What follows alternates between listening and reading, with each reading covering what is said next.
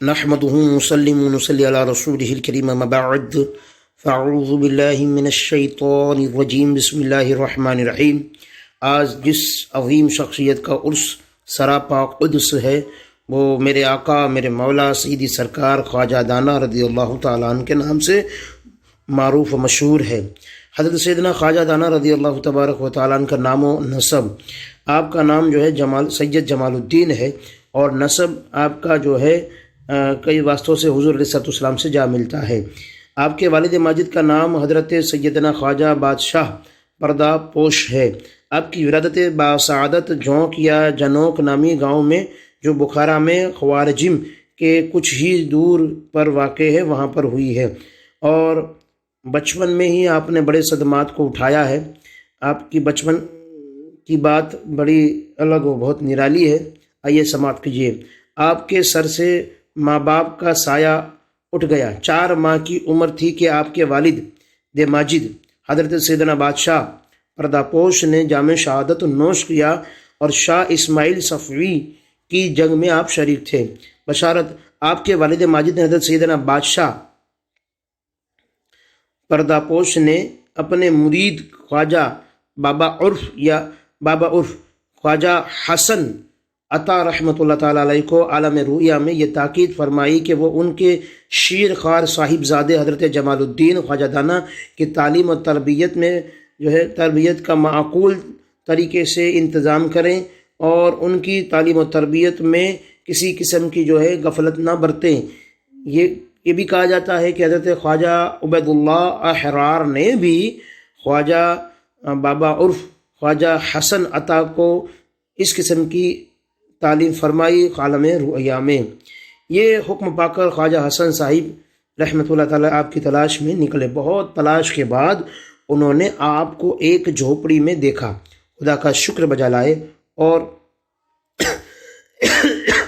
آپ کو اس جھوپڑی سے نکال کر جنگل کھادرا کے جنگل میں لے گئے اور ایک تالاب کے پاس ٹھہرایا۔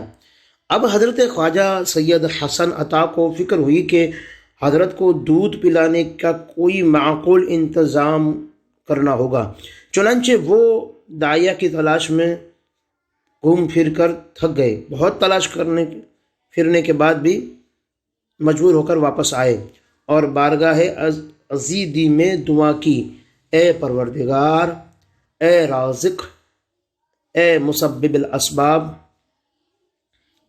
اس چھوٹے سے بچے شیرخوار بچے کی پرورش اور نگہداشت میرے ذمہ ہے۔ بغیر دودھ پیے یہ شیرخوار بچہ کیسے زندہ رہ سکتا ہے؟ اے میرے مولا، تو اس شیرخوار بچے کے لیے دودھ کا انتظام فرما۔ میں نے داعیہ تلاش کی لیکن کوئی نہ ملی، اب میں کیا کروں؟ اس شیرخوار بچے کی زندگی تیرے ہاتھ میں دست قدرت میں ہے۔ مایوسی کی حالت میں آپ واپس اس مقام پر آ رہے تھے جہاں پر حضرت کو چھوڑ کر گئے تھے۔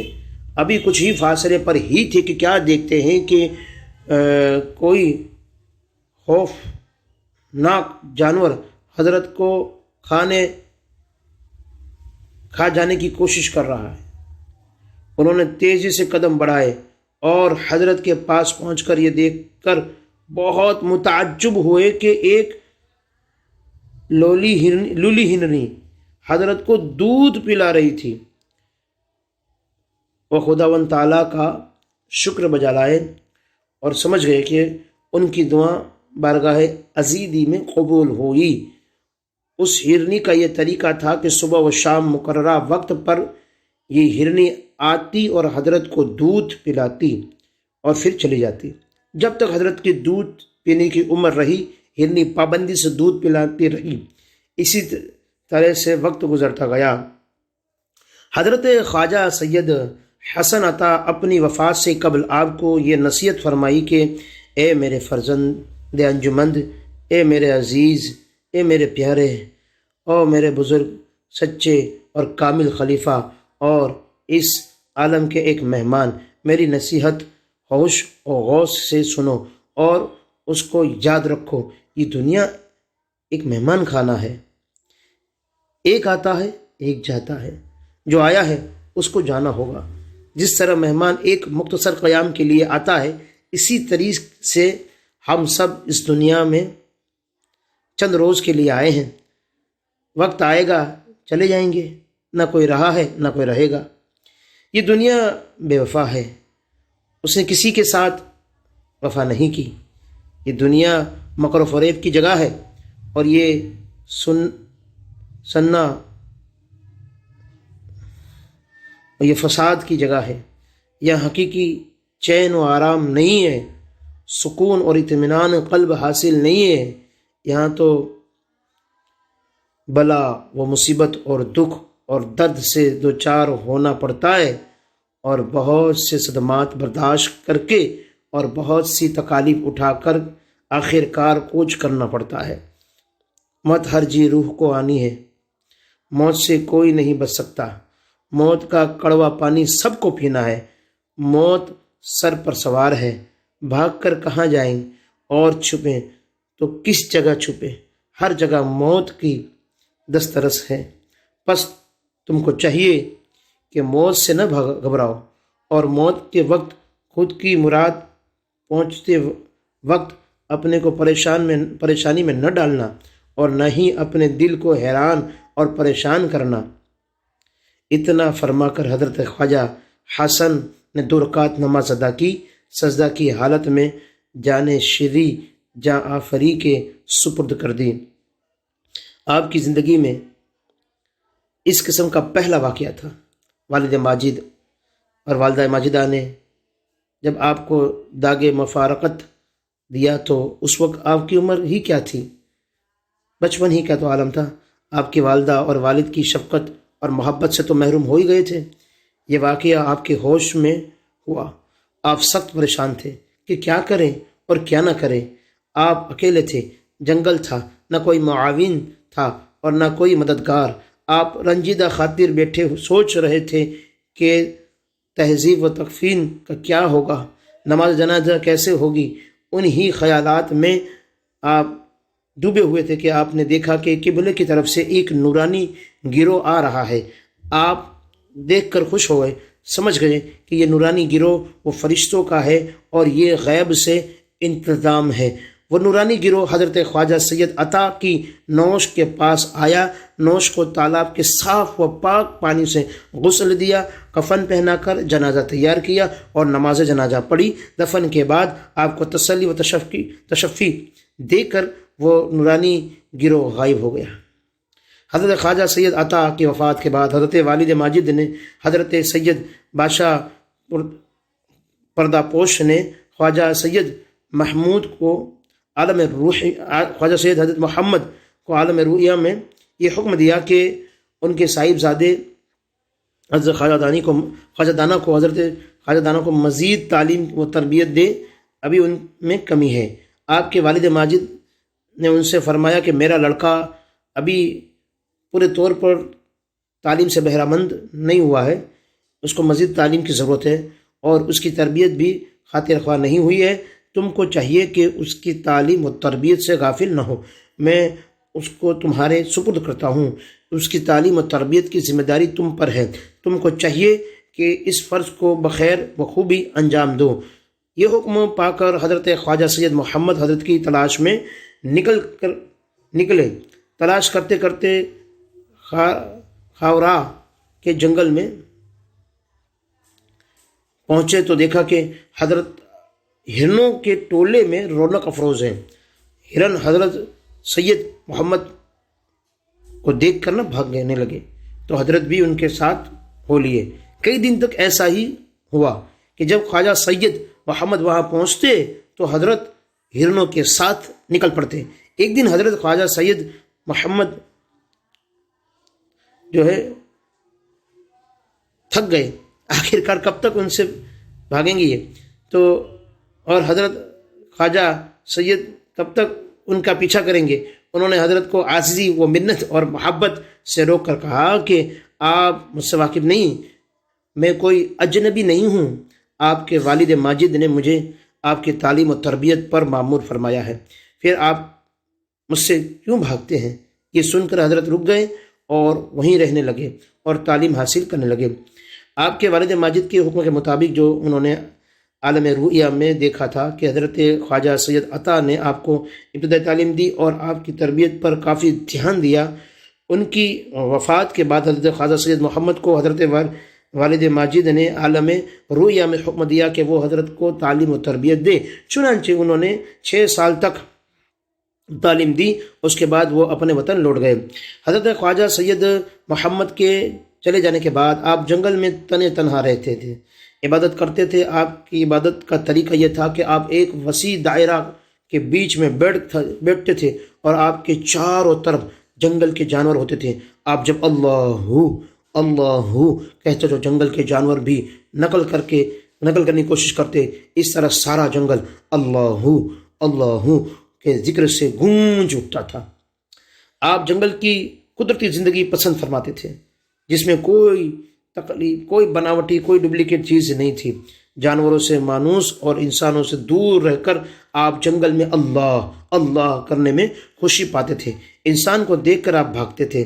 شہری زندگی سے آپ نابلد اور نا آشنا تھے۔ اگر اسی طرح آپ زندگی گزارتے اور اسی طرح جنگل میں رہتے تو مخلوق آپ سے کیسے اور کس طرح سے مستفید ہوتی۔ کایا پلٹ۔ بابا چوپال سے جنگل میں ملاقات آپ کی زندگی میں کایا پلٹ کا باعث ہوئی۔ آپ نے بابا چوپال کو دیکھ کر آپ نے ان کو دیکھا تو آپ چاہا کہ میں بھاگ جاؤں، تو انہوں نے کہا انسان کا انسان سے بھاگنا یہ کیا معنی ہے؟ ابھی تمہاری طرح میں بھی تو تمہاری طرح ایک انسان ہوں اور تم میری طرح انسان ہو۔ یہ سن کر آپ وہیں ٹھہر گئے۔ اتنے میں ایک درویش جن کا نام بابا مجذوب ترکستانی تھا وہاں پہنچے۔ تینوں ایک دوسرے سے بغل گیر ہوئے۔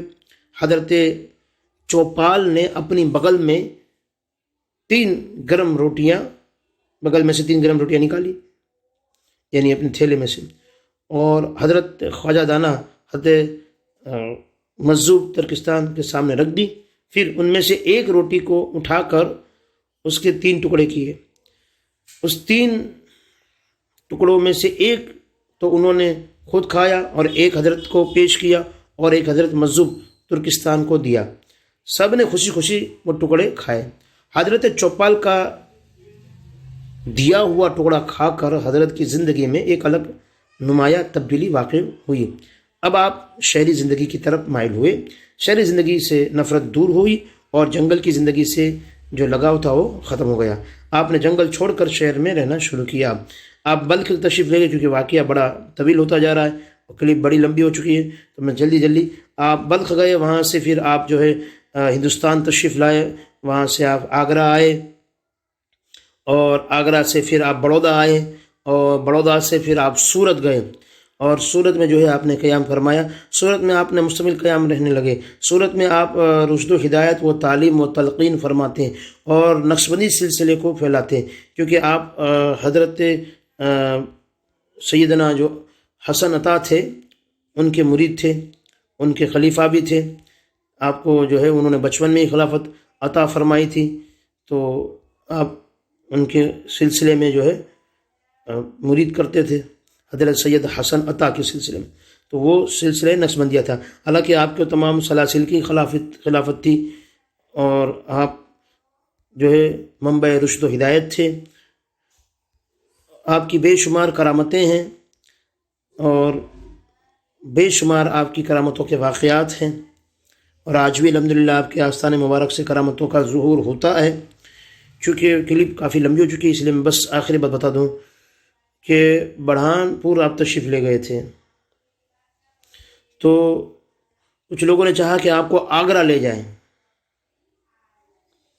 تو آگرہ لے جانے سے وہ لوگ عاجز آئے، کیونکہ حضرت نے منع فرما دیا کہ میرا سفر دوسری جگہ کا ہے اور میں دوسری جگہ جانے والا ہوں۔ تو آپ بڑھان پور سے سورت واپس آ کر بیمار ہو گئے۔ ایک دن ایسے بے ہوش ہو گئے کہ سب رونے لگے۔ ہوش میں آیا تو آپ نے سورہ یاسین بلند آواز سے پڑھی، پھر کلمہ طیبہ پڑھنا شروع کیا اور کلمہ پڑھتے پڑھتے آپ رحمت حق پہ وسط ہو گئے۔ واقعہ 5 صفر 1015 ہجری کا ہے۔ آپ کا مزار پرانوار صورت میں اور فوز و برکات کا سرچشمہ ہے۔ آپ کی سیرت لاجواب تھی، اور آپ جو ہے ایک واقعہ میں بتا دوں کہ آپ عید میلاد النبی اور میلاد النبی بڑی شان و شوکت سے مناتے تھے، لوگوں کو کھانا تقسیم کرتے تھے اور اعلیٰ قسم کا عطر مہمانوں کو بطور تحفہ دیتے تھے۔ لوگ کہتے ہیں عید میلاد منانا کہاں کہاں، ارے ہمارے بزرگوں سے ثابت ہیں، حضرت سیدنا خواجہ دانا عید میلاد بڑے دھوم دھام سے مناتے تھے، لوگ کھانا بھی تقسیم کرتے، عطر تقسیم کرتے، علمی جلسوں میں بھی شریک ہوتے اور مشکل علمی نکات کو بھی بآسانی حل کر دیتے۔ آپ کو صحت سے زیادہ جنگل پسند تھا، روزانہ بلا ناگاہ آپ جنگل میں جایا کرتے تھے، اور شہر میں آنے کے بعد بھی آپ جنگل جاتے تھے۔ آپ جو ہے سلسلہ نقشبندیہ کی تعلیم لوگوں کو دیتے تھے، اور مشائخ نقشبندیہ کے نزدیک خداوند تک پہنچنے کے 3 راستے ہیں۔ ایک تو ذکر ہے جس کی 2 قسمیں ہیں،